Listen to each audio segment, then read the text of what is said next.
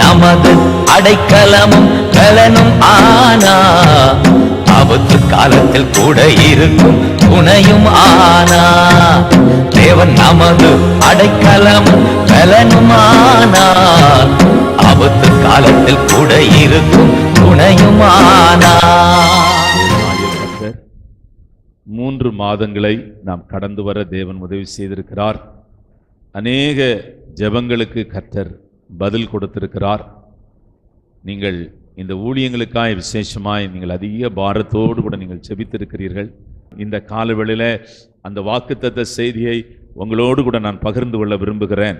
செப்பனியாவின் புஸ்தகம் 3ஆம் அதிகாரம் 15ஆம் வசனம்.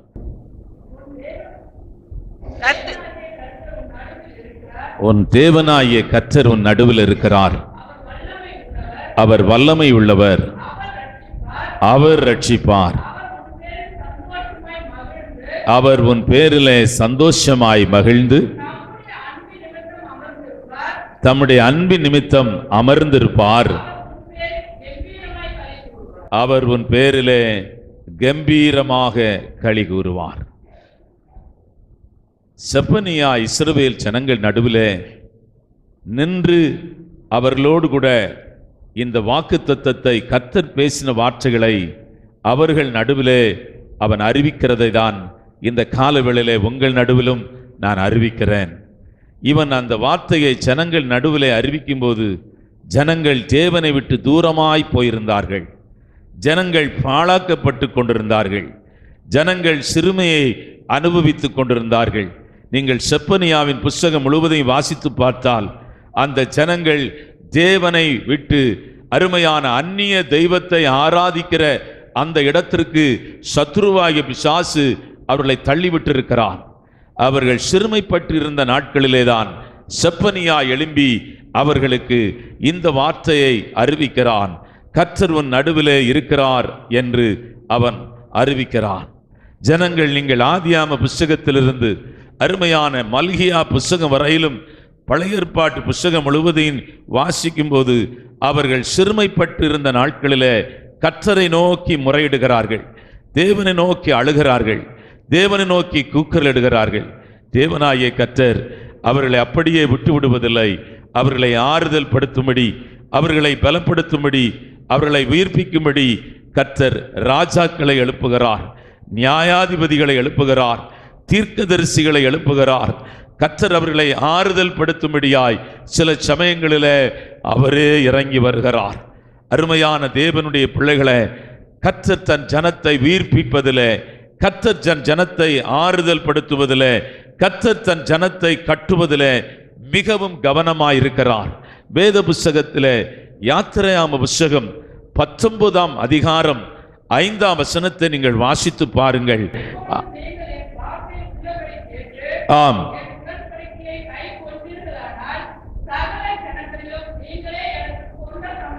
சொந்த சம்பத்து என்று எழுதுகிறார். ஆண்டவர் தன் ஜனத்தோடு கூட வைத்திருக்கிற உறவு ரொம்ப ஆச்சரியமானது, அருமையான, என்னுடைய சொந்தம் என்று எழுதுகிறார். அது எனக்கு உரிமையானது என்று எழுதுகிறார். அருமையான தேவனுடைய பிள்ளைகளை, பழைய ஏற்பாட்டிலே கர்த்தர் வார்த்தையிலே தான் சம்பத்து என்று சொன்னார். புதிய ஏற்பாட்டிலே தன் சொந்த குமாரனையே கல்வாரி சிலுவையில் அடிக்கும்படி ஆண்டவர் ஒப்பு கொடுத்திருக்கிறார். அருமையான சொந்தங்களை மீட்கும்படியாய் தன்னுடைய சொந்த குமாரன் என்றும் பாராமல் அவரை கல்வாரி சிலுவையில அடிக்கும்படி, நொறுக்கும்படி ஒப்பு கொடுத்திருக்கிறார். அவருடைய கைகளிலே ஆணிகள் அடிக்கப்படும் போது, அவருடைய தலையிலே முள்முடி சூடப்படும் போது, அவருடைய விலாவிலே ஈட்டி எடுத்து குத்தும் போது, அவருடைய அருமையான அவரை முற்றிலும் நொறுக்கும்படும் போது அவர் அமைதியாக இருந்தார். ஏனென்றால் தன்னுடைய சொந்த சம்பத்தை மீட்கும்படியாய், தன்னுடைய சொந்த குமாரனை பலி செலுத்தும்படியாய் அவர் ஒப்பு கொடுத்த போது வேதத்திலே அருமையான துக்கமான ஒரு வார்த்தை எழுதப்பட்டிருக்கிறது. அவர் கைவிடப்பட்டார் என்று எழுதப்பட்டிருக்கிறது.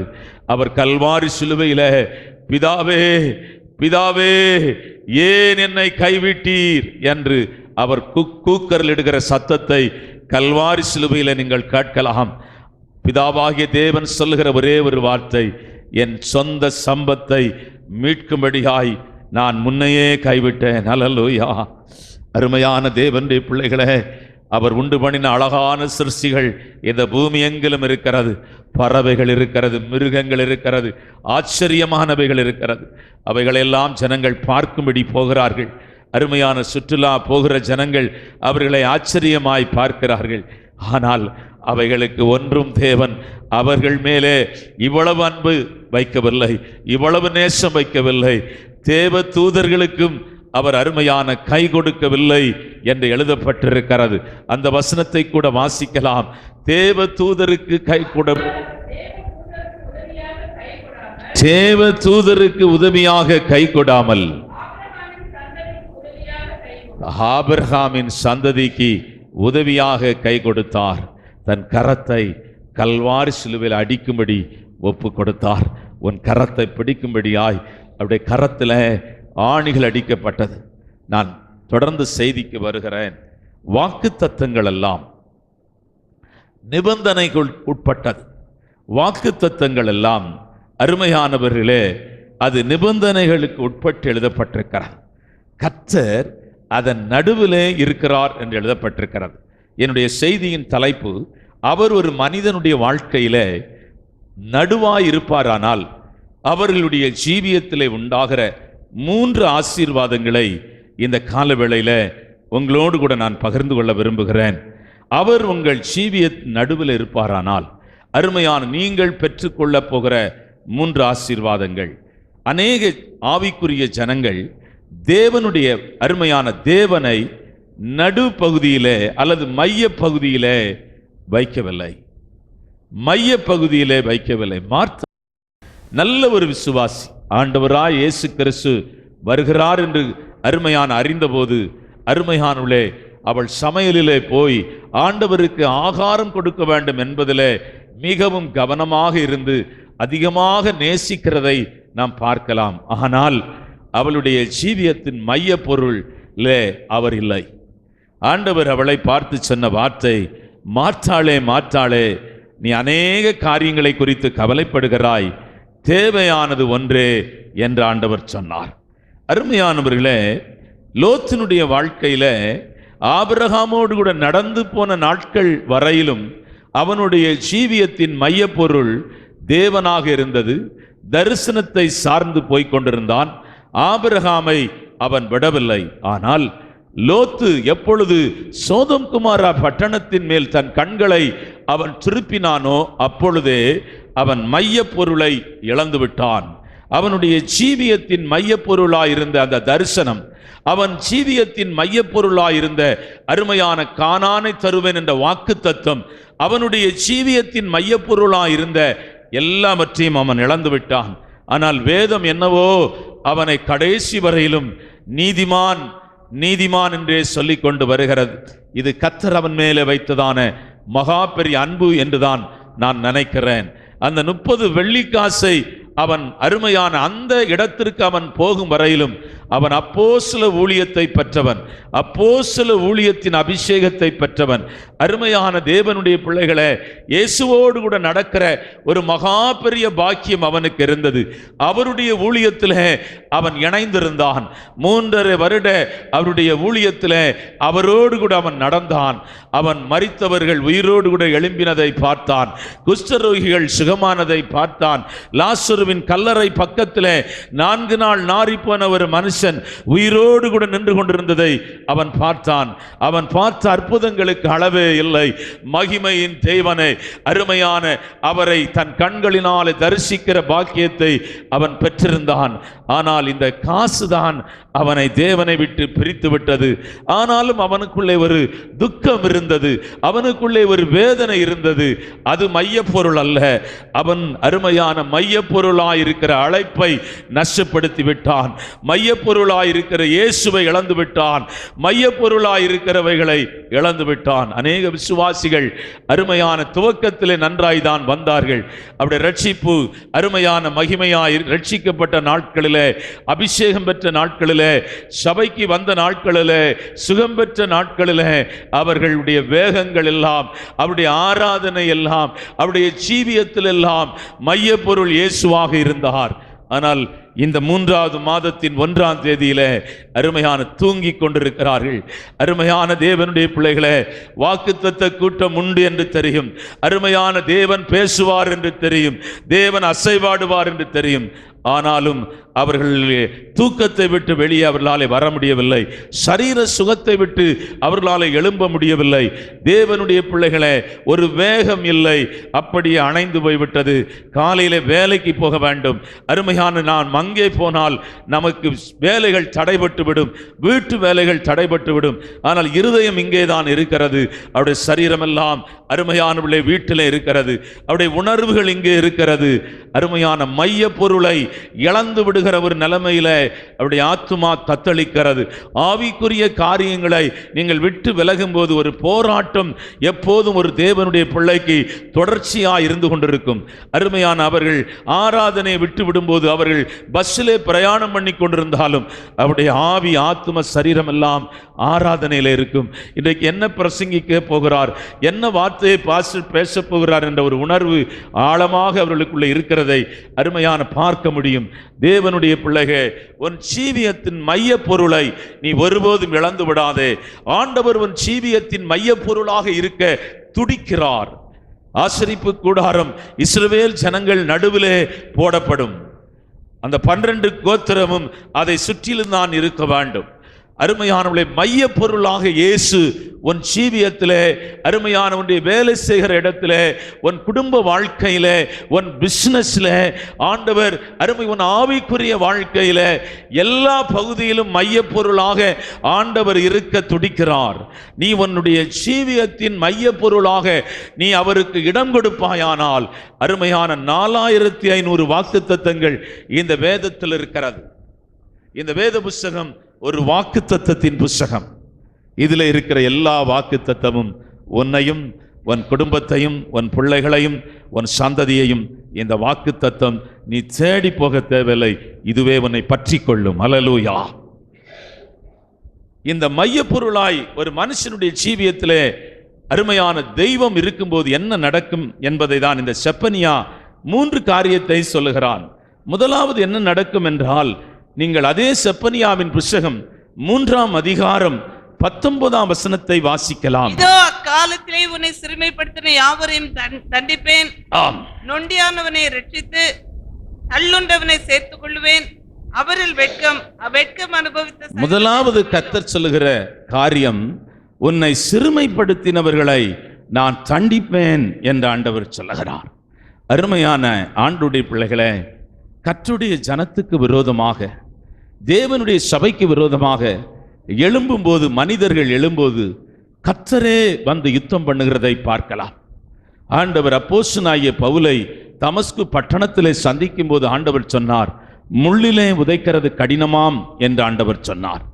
நீ சபைகளை பாழாக்கி கொண்டிருக்கிறாய், என் ஜனங்களை நீ துன்பப்படுத்தி கொண்டிருக்கிறாய். ஆனால் நீ எங்கே எதை செய்கிறாய் என்று உனக்கு தெரியவில்லை. முள்ளிலே உதைக்கிறது கடினமாம் என்று ஆண்டவர் சொல்லுகிறார். 430 வருஷம் இஸ்ரவேல் ஜனங்களை சிறுமைப்படுத்தின பார்வோன் தொடர்ந்து அவர்களை சிறுமைப்படுத்தும்படி அவர்களை பின்தொடர்ந்து வருகிறான். மோசே சொல்லுகிறான், இன்று காண்கிற எகிப்தியனை இனிமேல் நீங்கள் என்றைக்குமே பார்க்க மாட்டீர்கள். கர்த்தர் உங்களுக்காக யுத்தம் பண்ணுகிறவர், கர்த்தர் உங்களுக்காக வழக்காடுகிறவர், கர்த்தர் உங்களுக்காக யுத்தம் பண்ணுகிறவர். நீங்கள் வேத புஸ்தகத்தை வாசித்து பார்த்தால் அருமையான யாத்திராகம புஸ்தகம் 14ஆம் அதிகாரம் 28ஆம் வசனத்தை வாசிக்கலாம். ஆம்.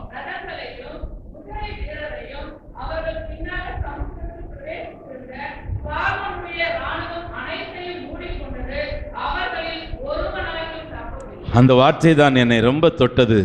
அவர்களிலே ஒருவனும் தப்பவில்லை, அவர்களிலே ஒருவனும் தப்பவில்லை. தேவனுடைய பிள்ளைகளே, உன்னை வேதனைப்படுத்துகிற, உன்னை துன்பப்படுத்துகிற, உன்னை குத்துகிற அருமையான அவர்களை நீ கர்த்தருடைய கரத்திலே ஒப்பு கொடுத்து விடு. கர்த்தர் உனக்காக கிரியை செய்வார். ஏராளமான வசனங்கள் இருக்கிறது. யாத்திரையாம புஸ்தகம் 14ஆம் அதிகாரம் 14ஆம் வசனம், உபாகம புஸ்தகம் 1ஆம் அதிகாரம் 30ஆம் வசனம், உபாகம புஸ்தகம் 3ஆம் அதிகாரம் 22ஆம் வசனம், உபாகம புஸ்தகம் 20ஆம் அதிகாரம் 4ஆம் வசனம், யோசுவாவின் புஸ்தகம் 23ஆம் அதிகாரம் 3ம் 10ம். ஒரு வசனத்தை வாசிக்கலாம்.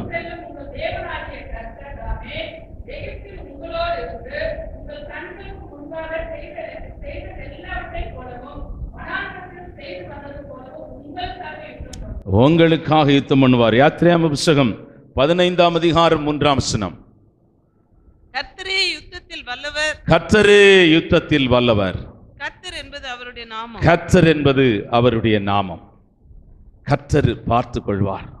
இவ்வளவு துன்பத்தை கொடுத்திருக்கிறார்களே, இவ்வளவு நம்மை அவமானப்படுத்தி இருக்கிறார்களே, இவ்வளவு நம்மை கேவலப்படுத்தி இருக்கிறார்களே, சில சமயங்களிலே சிலர் நம்ம இருதயத்தை ஈட்டி போல அவர்கள் செய்கிற காரியங்கள் குத்தி விடுகிறது. நம்மை தேவ சமூகத்தில் நாம் அழுகிறோம், நாம் நொறுக்கப்படுகிறோம். தேவனுடைய பிள்ளைகளே, கர்த்தர் கிரியை செய்கிறதை நீங்கள் இந்த மாதத்திலே பார்ப்பீர்கள். கர்த்தருடைய கிரியைகளை பார்ப்பீர்கள். ஹல்லேலூயா. அருமையான கோலியாத்தை ஒருவனும் கொல்ல முடியாதென்று பெலிஸ்தியர்கள் நினைத்தார்கள். இஸ்ரவேலர்களும் அப்படியே தான் நினைத்தார்கள். ஆனால் இராணுவத்தின் தேவன் அவனை தலையை வெட்டி அவனை அருமையான ஜனங்கள் நடுவிலே அவன் தாவீது ஜெயம் பெற்றதை முழு தேசமும் பார்த்தது. எவ்வளவு பெரிய மனிதனாயிருந்தாலும், எவ்வளவு பராக்கிரமத்தை செய்கிறவனாயிருந்தாலும், அவன் ஒருவேளை பெரிய அரசியல்வாதியாயிருக்கலாம், பெரிய அதிகாரியாயிருக்கலாம், பணம் படைத்தவனாயிருக்கலாம், எவ்வளவு பெரிய மனிதனாயிருந்தாலும் கர்த்தர் சொல்லுகிறார், நான் உனக்காக யுத்தம் பண்ணுவேன், உனக்காக நான் வழக்காடுகிறவனாயிருக்கிறேன். அல்லேலூயா. இந்த மாதத்தில் அருமையான நீங்கள் அவரை தேடியும் காணாதிருப்பீர்கள். ஒருவனாயிலும் தப்பவில்லை. இரண்டாவது, கர்த்தர் ஒரு மனிதனுடைய நடுவிலே இருக்கும்போது அவனுக்கு உண்டாகிற இரண்டாவது ஆசீர்வாதங்கள் என்னவென்றால், அதே செப்பனியாவின் புஸ்தகம் 3ஆம் அதிகாரம் 19ஆம் வசனத்தை வாசிக்கலாம். அக்காலத்திலே உன்னை சிறுமைப்படுத்தின யாவரையும் தண்டிப்பேன், நொண்டியானவனை ரட்சித்து தள்ளுண்டவனை சேர்த்துக் கொள்வேன். அவர்கள் வெட்கம் அனுபவித்த சகல தேசங்களிலும் அவர்களுக்கு புகழ்ச்சியும் கீர்த்தியும் உண்டாகும். அவர்கள் வெட்கம் அனுபவித்த தேசத்திலே அவர்களை புகழ்ச்சியும் கீர்த்தியுமாக வைப்பேன். ஆண்டவர், நீங்கள் எங்கே விழுந்தீர்களோ, எங்கே தள்ளப்பட்டீர்களோ, எங்கே ஒடுக்கப்பட்டீர்களோ, அங்கே உங்களை எடுத்து நிமிர்த்துகிற தேவன் மாத்திரமல்ல, அந்த இடத்திலே உங்களை கீர்த்தியாகவும் புகழ்ச்சியுமாக வைக்கிற ஆண்டவர். அங்கே உங்களை கீர்த்தியாகவும் புகழ்ச்சியுமாக வைக்கிற ஆண்டவர். அற்பமாய் ஒருவேளை நாம் எண்ணப்பட்டிருக்கலாம், அருமையான நம்மை கீழே தள்ளியிருக்கலாம். இருளின் வல்லமைகள் தேவனுடைய பிள்ளைகளை தேவனுடைய ராஜ்யத்தை நோக்கி அவர்கள் பிரயாணம் பண்ணும்போது அவர்களை தள்ளும்படியாய் அவன் முழு வல்லமையோடு கூட கிரியை செய்கிறான். அவர்களை அவமானப்படுத்தும்படி, அவர்களை கேவலப்படுத்தும்படி அருமையான சில பொய்யான குற்றச்சாட்டுகளை அவர்கள் மேல் வைக்கிறான். சில சமயங்களில் நாம் மற்றவர்களுக்கு எந்த பதிலும் சொல்ல முடியாது. ஆனால் கர்த்தருடைய சமூகத்திலே நாம் அழுதிருப்போம், கதறியிருப்போம். ஆண்டவரே எனக்கு உதவி செய்யும் என்று அழுத நாட்கள் உண்டு. ஆண்டவர் இந்த 4வது மாதத்தில் உன்னோடு கூட பேசுகிற இரண்டாவது காரியம் என்னவென்றால், நான் அவர்கள் நடுவில் உன்னை புகழ்ச்சியாகவும் கீர்த்தியுமாகவும் வைப்பேன் என்று கர்த்தர் சொல்லுகிறார். அருமையானவன் சிறுமைகள் மாற்றப்படும். அருமையான உன் மேல் இருக்கிற சாப கட்டுகள் உடைக்கப்படும். அருமையான கர்த்தர் உன் வாழ்க்கையை அருமையான கீர்த்தியாகவும் மகிமையாகவும் வைக்கிறவராக இருக்கிறார். Glory to God. ஒரு வசனத்தை கூட வாசிக்கலாம். ஏசாயா தீர்க்கதரிசன புத்தகம் 63ஆம் அதிகாரம் 14ஆம் வசனம். கர்த்தருடைய ஆவியானவர்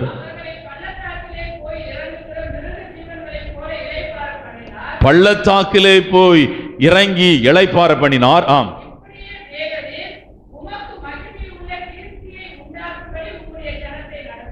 இப்படி அருமையான மகிமை உள்ள கீர்த்தியை உண்டாக்கும்படி கர்த்தர் நடத்தினார் என்று எழுதப்பட்டிருக்கிறது. பள்ளத்தாக்குகளிலே போய் மிருகங்கள் எப்படி ஆகாரம் உண்டு இளைப்பாறுகிறதோ அப்படி இளைப்பாற பண்ணுகிறவராக இருக்கிறார்.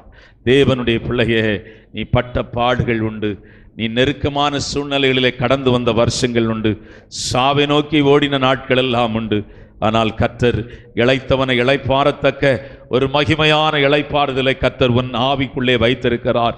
அதுதான் பரிசுத்தாவியானவர். ஹல்லேலூயா. அது இளைத்தவனை இளைப்பாறத்தக்க இளைப்பாறுதல் என்று எழுதப்பட்டிருக்கிறது. ஆகவே மகிமையும் கீர்த்தியுமாக கர்த்தர் உன்னை வைப்பார். தேவனுடைய பிள்ளைகளை, இந்த வருஷத்தின் வாக்குத்தத்தத்தை, துவக்கத்திலே கர்த்தர் கொடுத்த வாக்குத்தத்தத்தை நான் மறுபடியும் உனக்கு ஞாபகப்படுத்துகிறேன். இடிந்து போன மதில்கள் கட்டப்படும், இடிந்து போன மதில்கள் உயிர்ப்பிக்கப்படும், இடிந்து போன மதில்கள் பலனடையும், இடிந்து போன மதில்கள் அருமையான தேவனுடைய பிள்ளைகளை மகிமையாக எழும்பும். ஹல்லேலூயா. Glory to God. நீ கடந்து பாதைகளை நினைத்து கொண்டிருக்காதே. அருமையான சூழ்நிலைகளை எண்ணி இப்படிதான் என் வாழ்க்கை இருக்கும் என்ற ஒரு இடத்துக்கு வந்து விடாதே. கர்த்தருடைய ஆவியானவர் இந்த மாதத்தில் வித்தியாசமாக உனக்குள்ளே கிரியை செய்வார். ஒன்றும் இல்லை, சூழ்நிலைகள் ஒன்றும் இல்லை, ஆனால் நீங்கள் பெரிய காரியங்களை நினைக்கிறீர்கள், பெரிய காரியங்களை சிந்திக்கிறீர்கள், பெரிய காரியங்களை யோசிக்கிறீர்கள். இது நீங்கள் சிந்தித்ததல்ல, நீங்கள் யோசித்ததல்ல, நீங்கள் நினைக்கிறதல்ல. பரிசுத்த ஆவியானவரே உங்களை நினைக்க பண்ணுகிறார். ஹல்லேலூயா. பரிசுத்த ஆவியானவரே உங்களை யோசிக்க பண்ணுகிறார். பரிசுத்த ஆவியானவரே உங்களை சிந்திக்க பண்ணுகிறார். மூன்றாவது, தேவனுடைய பிள்ளைகளே, அதன் நடுவிலே தேவன் இருக்கும்போது என்ன நடக்கிறது என்றால், ரெண்டு காரியம். அருமையான அவருடைய நம்பிக்கை பலனுள்ளதாக கர்த்தர் மாற்றுகிறார். கர்த்தர் மேலே வைத்திருக்கிற அந்த நம்பிக்கை, அந்த விசுவாசம் அருமையான கட்டப்படும். நீங்கள் அதே செப்பனியாவின் புஸ்தகம் 3ஆம் அதிகாரம் 12ஆம் வசனம். உன் நடுவில் சிறுமையும் எளிமையுமான ஜனத்தை மீதியாக வைப்பேன், அவர்கள் கர்த்தருடைய நாமத்தின் மேல் நம்பிக்கையாக இருப்பார்கள். அவர்கள் கர்த்தருடைய நாமத்தின் மேல் நம்பிக்கையாக இருப்பார்கள். இது சாதாரணமான நம்பிக்கை அல்ல. அருமையான தேவனுடைய பிள்ளைகளே, இது பலனுள்ள நம்பிக்கை. ஹல்லேலூயா. ஜீவனுள்ள நம்பிக்கை. ஹல்லேலூயா. இது வாடாத நம்பிக்கை. ஹல்லேலூயா. இது அழியாத நம்பிக்கை. ஹல்லேலூயா. கிறிஸ்துவின் அன்பிலிருந்து என்னை பிரிப்பவன் யார் என்று பவுல் கேட்கிறானே, இந்த நம்பிக்கை ஆழமானது. இயேசுவோடு கூட நாம் இணைந்து நிற்கிற அந்த நம்பிக்கை இருக்கிறதே, அது ஆழமான நம்பிக்கை. அது மரண பள்ளத்தாக்கிலும் நம்மை பிரிக்காத, நம்மை விட்டு விலகாத நம்பிக்கை. ஹல்லேலூயா. அக்கினியிலும் அது நம்மை பிரிக்காத நம்பிக்கை. சிங்கக்கெபியிலும் அவர்கள் தேவன் மேலே வைத்த நம்பிக்கை பிரிக்க முடியவில்லை. அதுதான் அந்த நேபுகாத்நேச்சர் ஆச்சரியப்பட்டு போனான். இவர்களுடைய நம்பிக்கையை பார்த்து ஆச்சரியப்பட்டு போனான். அக்கினியை கண்டும் அவர்கள் தேவனை விடவில்லை, சிங்கக்கெபியை கண்டும் அவர்கள் தேவனை விட்டு விலகவில்லை, சிறைச்சாலைக்குள்ளேயும் அவர்கள் தேவனை விட்டு விலகவில்லை. தேவனுடைய பிள்ளைகளே, இந்த நம்பிக்கையை கர்த்தரே உனக்குள்ளே உருவாக்கி இருக்கிறார். ஹல்லேலூயா. கர்த்தரே உனக்குள்ளே உண்டு பண்ணியிருக்கிறார். அவர் உன் நடுவிலே இருக்கும்போது, அவர் உன் நடுவிலே வாசம் பண்ணும்போது, அவர் உன் நடுவிலே தங்கி இருக்கும்போது, இந்த 3 காரியங்கள் உன் ஜீவியத்திலே நடக்கும். நாம் ஜெபிக்கலாம். ஆவியானவரே, மை ஸ்தோத்திரிக்கிறோம். Praise the Lord. Hallelujah. Hallelujah. அவர் அதன் நடுவிலே இருக்கிறார். சங்கீதக்காரன் சொல்லுகிறார், அது அசையாது. ஏனென்றால் அதன் நடுவிலே அவர் இருக்கிறார். ஓ ஹல்லேலூயா. வெள்ளங்களும் அதன் மேல் மோதினாலும், காற்று அதன் மேல் அடித்தாலும் அது அசையாது. அதன் நடுவிலே அவர் இருக்கிறார். ஓ, உன் ஜீவியத்தின் நடுவிலே இயேசு இருக்கிறார் மகளே. உன் ஜீவியத்திலே இயேசு இருக்கிறார். உன் வாழ்க்கையிலே இயேசு இருக்கிறார். உன் குடும்பத்திலே இயேசு இருக்கிறார். உன்னோடு கூட இயேசு இருக்கிறார். நான் உலகத்தின் கடைசி பரியந்தமும் உன்னோடு கூட நான் இருக்கிறேன். அல்லேலூயா, அல்லேலூயா. நல்ல கரங்களை தட்டி நல்ல வாய்களை திறந்து கர்த்தரை ஸ்தோத்திரம் பண்ணுவோம். அல்லேலூயா, அல்லேலூயா, அல்லேலூயா, அல்லேலூயா, அல்லேலூயா, அல்லேலூயா, அல்லேலூயா, அல்லேலூயா. ஓ ரக சந்தரக பௌனி லக சந்தரக பௌனா லக பாகபானா. அதன் நடுவிலே அவர் இருக்கிறார், அது அசையாது. அதன் நடுவிலே அவர் இருக்கிறார், அது அசையாது. அதன் நடுவிலே அவர் இருக்கிறார், அது அசையாது. ஓ, உன் படகு அசையாது, உன் விசுவாச யாத்திரை அசையாது. ஓ, நல்ல கரங்களை தட்டி நல்ல வாய்களை திறந்து கர்த்தரை ஸ்தோத்திரம் பண்ணுவோம். அல்லேலூயா. அது அசையாது, அது அசையாது, அது அசையாது, அது அசையாது, அது அசையாது. அல்லேலூயா, அல்லேலூயா. ஓ, அல்லேலூயா. உங்களை நேசிக்கிற எங்கள் அன்பின் ஆண்டவரே, இந்த கால வேளையில் நம்முடைய பிள்ளைகளுக்காக நான் செபிக்கிறேன். இந்த அதிகால வேளையிலே அதன் நடுவிலே நான் இருக்கிறேன் என்று சொன்னீரே ஆண்டவரே. உடைந்து போய் சோர்ந்து போன இஸ்ரவேல் ஜனங்களை பார்த்து சொன்ன அதே வாக்குத்தத்தம், செப்பனியாவின் மூலமாய் சொன்ன வாக்குத்தத்தம் இந்த 4வது மாதத்தின் சபையிலே என்னோடு கூட பேசி ஜனங்களை ஆண்டவரே ஸ்தோத்திரம் ஜனங்களுக்கு அறிவித்த இந்த வாக்குத்தத்தத்துக்காய் உமக்கு ஸ்தோத்திரம். அதன் நடுவிலே அவர் இருக்கிறார், அது அசையாது என்று சொன்னீரே. உடைய பிள்ளைகளை நான் ஆசீர்வதிக்கிறேன் ஆண்டவரே. அப்படி எல்லாம் உடைந்து போன பகுதிகள், நொறுக்கப்பட்ட பகுதிகள், சத்துருக்கள் ஆண்டவரே மடங்கடிக்கப்படுவார்களாக. உடைய பிள்ளைகளுக்கு விரோதமாக எழும்புகிற ஆயுதம் வாய்க்காமல் போவதாக. கர்த்தர் யுத்தம் பண்ணுவீராக. கர்த்தாவே, உடைய பிள்ளைகளை மகிமையும் கீர்த்தியுமாக வைப்பீராக. ஆண்டவரே, உடைய பிள்ளைகளுடைய நம்பிக்கை பலனுள்ளதாக மாறுவதாக. உடைய பிள்ளைகளை நான் ஆசீர்வதிக்கிறேன். இயேசு கிறிஸ்துவின் நாமத்தில் ஜெபிக்கிறேன் பிதாவே. என் ஆத்துமாவே கர்த்தரை ஸ்தோத்திரி, என் முழு உள்ளமே பரிசுத்த நாமத்தை ஸ்தோத்திரி. என் ஆத்துமாவே கர்த்தரை ஸ்தோத்திரி, அவர் செய்த சகல உபகாரங்களை மறவாதே. ஆமென். கர்த்தராகிய இயேசு கிறிஸ்துவின் கிருபையும் பிதாவினுடைய அன்பும் பரிசுத்த ஆவியானவருடைய அன்யோன்ய ஐக்கியமும் இந்த 1ஆம் தேதி அதிகாலையில் வந்த ஒவ்வொருவரோடும் விசேஷ விதமாயிருப்பதாக. ஆமென். கர்த்தர் உங்களை ஆசீர்வதிப்பார்.